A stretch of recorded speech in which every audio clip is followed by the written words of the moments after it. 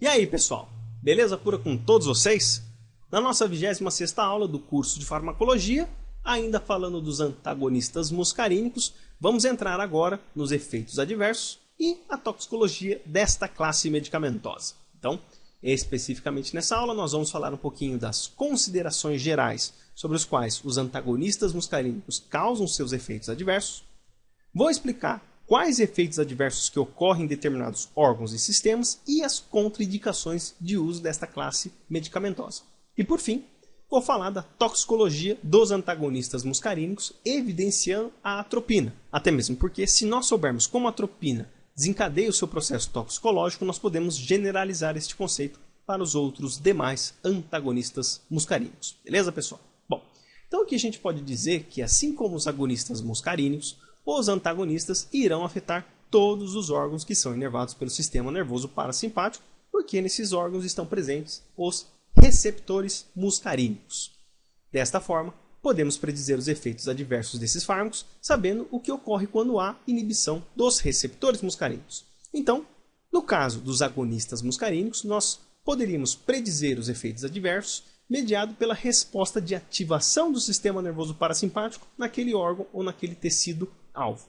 No caso dos antagonistas, nós teremos um efeito oposto, porque nós iremos bloquear a resposta parasimpática. Quando nós bloqueamos a resposta parasimpática, ela se assemelha à resposta ativadora simpática. Então a gente pode fazer essa dualidade para tentar entender aí os efeitos adversos mediados pelos antagonistas muscarínicos.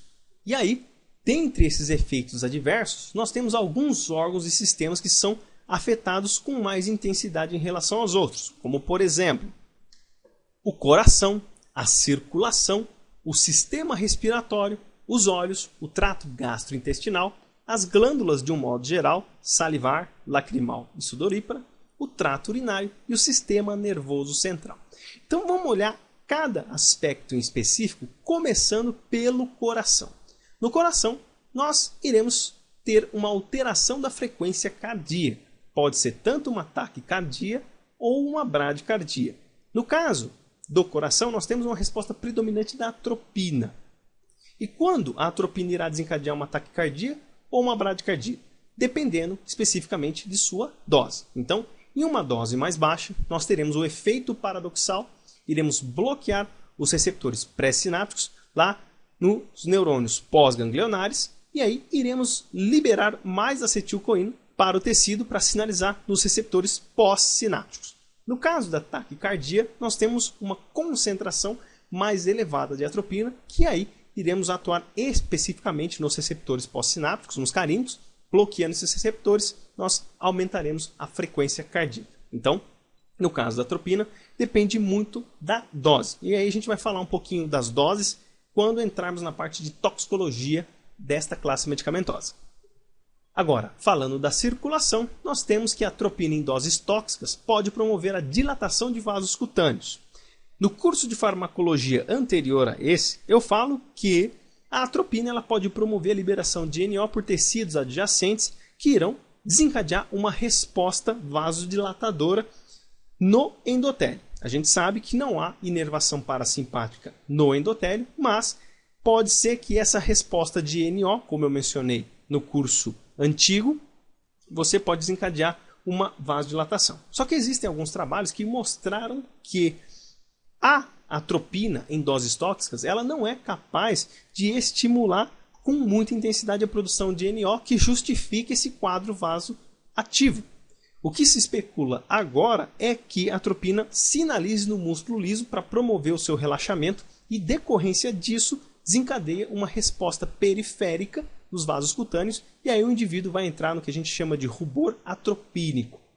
Ainda não se sabe muito bem, mas se sabe clinicamente que com uma dose elevada de atropina haverá esse quadro de vasodilatação. Não é mediado pelo sistema nervoso simpático diretamente no endotélio, como eu já mencionei. Não há inervação parasimpática nos vasos sanguíneos, mas a resposta provavelmente seja adjacente e seja diretamente no músculo liso que reveste o endotélio, que favoreça aí esta resposta de vasodilatação periférica.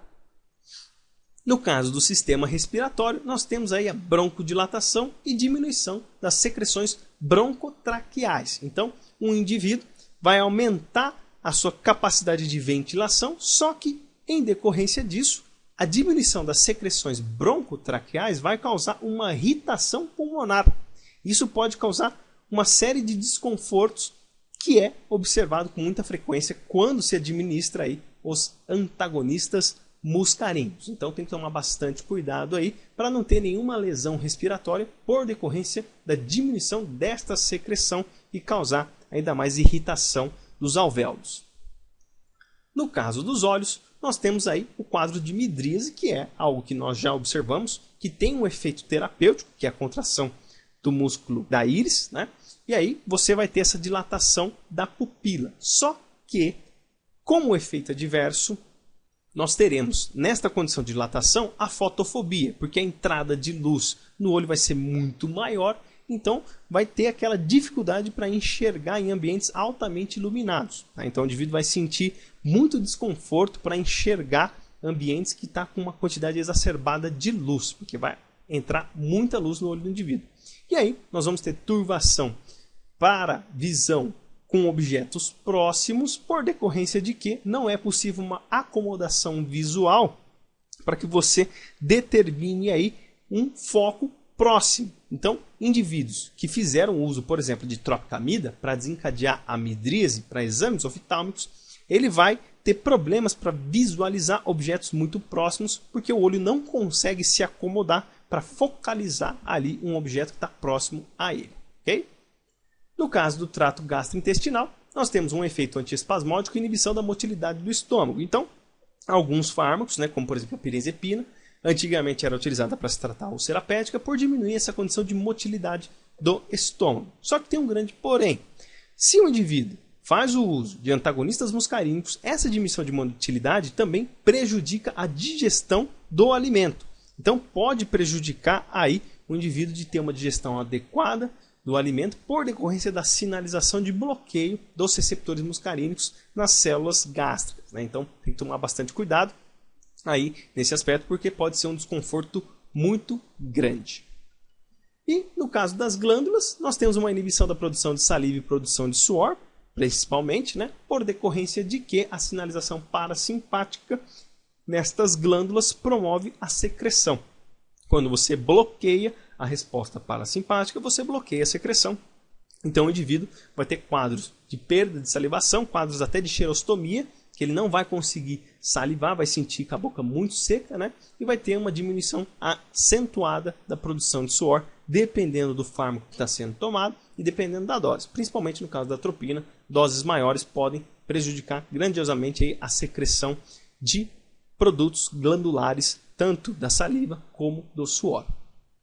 E no trato urinário, nós teremos aí uma diminuição do tônus normal e amplitude normal da bexiga e dos ureteres, ou seja, o indivíduo vai ter uma dificuldade para urinar por decorrência de ter um relaxamento da musculatura lisa do músculo detrusor da bexiga. Então, ele não vai conseguir promover uma diurese com tanta frequência e com tanta facilidade se comparado a indivíduos que não fazem o consumo dos antagonistas muscarínicos. Isso pode ser um problema para o indivíduo, porque pode aumentar, teoricamente, a pressão dentro da bexiga pelo acúmulo de urina, e isso pode desencadear um problema caso o uso for crônico demais. Mas ele vai apresentar aí dificuldades para urinar. No caso do sistema nervoso central, nós vamos ter dois efeitos predominantes aí que a gente pode observar. No caso, por exemplo, da escopolamina, a dose habitual da escopolamina ela pode causar algumas alterações no sistema nervoso central, como por exemplo sono, amnésia e euforia, né, pelo bloqueio dos receptores muscarínicos lá no sistema nervoso central. Já o uso da atropina, a atropina por ter uma ação mais prolongada e acentuada, ela pode desencadear efeitos reversos àquilo que normalmente se observa com o uso da escopolamina, como por exemplo irritabilidade, desorientação, alucinação e coma. Beleza, pessoal? Falando agora, para encerrar, no caso da toxicologia desses medicamentos, né, os efeitos tóxicos causados pelos antagonistas muscarínicos apresentam manifestações clínicas específicas e facilmente observáveis. Então, todos os fármacos eles vão promover aí um bloqueio dos receptores muscarínicos e aí a resposta parasimpática vai estar diminuída. Então, qualquer fenótipo que você observe de bloqueio aí dos receptores muscarínicos, né, a resposta parasimpática, você consegue observar no indivíduo porque é muito evidente. E a gente vai caracterizar essa condição toxicológica a partir do uso da atropina em diferentes doses. Isso pode ser generalizado para os outros demais fármacos antagonistas muscarínicos que nós discutimos. Então, para começo de conversa, falando da atropina, 0,5 mg de atropina vai causar uma redução discreta da frequência cardíaca, ou seja, vai ter um quadro de bradicardia por decorrência daquela resposta paradoxal, ressecamento leve da boca e inibição da sudorese, por decorrência do bloqueio das respostas glandulares. Com o aumento da concentração de atropina, ou seja, dobrei a quantidade, 1 mg, o ressecamento da boca passa a ser um pouco mais marcante e, por decorrência disso, você vai ter um quadro de sede, vai ter uma leve dilatação pupilar e, a partir de 1 mg, vai ocorrer aceleração da frequência cardíaca, porque daí a atropina já vai começar a ocupar os receptores presentes lá no coração. No caso de 2 mg, o ressecamento vai ser acentuado agora, né, na boca, vai ter palpitação por ter uma alteração cardíaca mais efetiva ainda, a dilatação pupilar vai ser muito maior e a partir da dose de 2 mg, o indivíduo já não consegue mais ter acomodação visual para enxergar objetos próximos. No caso de 5 mg, que é uma dose bem elevada de atropina, né, você vai ter uma acentuação de todos os sinais anteriores. E aí, com isso, você vai ter, além disso, uma dificuldade de fala, deglutição, agitação e fadiga por decorrência de ter respostas no sistema nervoso central com esta dose. Então o indivíduo vai começar a apresentar alguns quadros também de tontura e desconforto mental. No quadro de 5 mg de atropina já começa a entrar a resposta de rubor atropínico. A pele do indivíduo vai ficar seca e quente por decorrência de uma vasodilatação cutânea muito intensa. Isso, como eu expliquei para vocês em slides anteriores. Já uma dose de 10 mg de atropina, que é uma dose extremamente elevada, nós vamos ter mais acentuação ainda de todos os sinais anteriores, né? A ele vai estar praticamente fechada, a pele vai estar totalmente seca, ruborizada e quente, e aí, por decorrência desse aumento exacerbado de temperatura, o indivíduo ele pode entrar em quadro de coma por causar colapso nos demais sistemas. E este coma, ele é por decorrência aí desse aumento de temperatura, né? O delírio também vai entrar nesse processo todo. Pode acontecer que, se não for tomar nenhuma medida e se souber que tem uma dose acima de 10 mg de atropina na circulação do indivíduo, isso pode ser potencialmente letal e o indivíduo pode vir a óbito, ok? E aí a gente tem algumas abordagens, né, que o tratamento da intoxicação por atropina ou por qualquer outro antagonista muscarínico é sintomático. Então, se o indivíduo apresenta a pele seca e quente, você vai tentar resfriar essa pele, né, com banhos um pouco mais gelados, né? E você pode também utilizar alguns fármacos para determinar se de fato está havendo a intoxicação por atropina. A fisostigmina, que é um agente anticolesterásico, vai fazer com que aumente a concentração de acetilcolina na fenda sináptica ali, e aí você vai observar o seguinte fenótipo. Se não houver intoxicação por atropina, você vai começar a observar um retorno da atividade parasimpática normal. Então o indivíduo vai voltar a salivar, ele vai voltar a ter uma sudorese e a pele dele vai começar a resfriar. Se nenhum desses efeitos for observado, pode-se concluir que o indivíduo tem uma intoxicação por atropina, dado que a atropina tem uma força de ligação maior do que a própria acetilcolina, e aumentando o título de acetilcolina ainda assim não é o suficiente para deslocar a ligação dessa atropina com o receptor muscarínico, tá ok? E se houver excitação extrema e não for possível tratamento mais específico, utilizar benzodiazepínicos para evitar crises convulsivas. Então, no quadro de estimulação excessiva do sistema nervoso central, para não ocorrer nenhuma morte celular, pode-se utilizar alguns benzodiazepínicos, como por exemplo o diazepam ou clonazepam, para fazer com que o indivíduo tenha uma diminuição da ativação das respostas neuronais. E aí evitar qualquer crise convulsiva, que isso daí pode ser perigoso para o indivíduo. Beleza, pessoal? Bom, essas foram as referências que eu utilizei para essa aula. Espero que vocês tenham gostado. Se vocês gostaram, não esquece nunca de dar o seu joinha, de compartilhar esse vídeo, porque isso ajuda muito na divulgação do nosso material. E não esquece também de se inscrever aqui no nosso canal e participar lá do grupo da página da Escola de Ciências da Vida no Facebook. Além disso, não esquece de participar do canal do YouTube da página dos nossos queridos parceiros, o professor Rogério Gozzi, o Diego Barros, lá do Medicina Resumida, e o Kainan Max, do canal de Biociências. Além disso, curte a página da nossa parceira Paula Clabundi, a nutrição como um modo de vida. Como sempre, todas as informações estão aqui no descritivo desse vídeo. Beleza, pessoal? Então é isso aí. Forte abraço a todos, fiquem com Deus e até os próximos vídeos, se Deus quiser.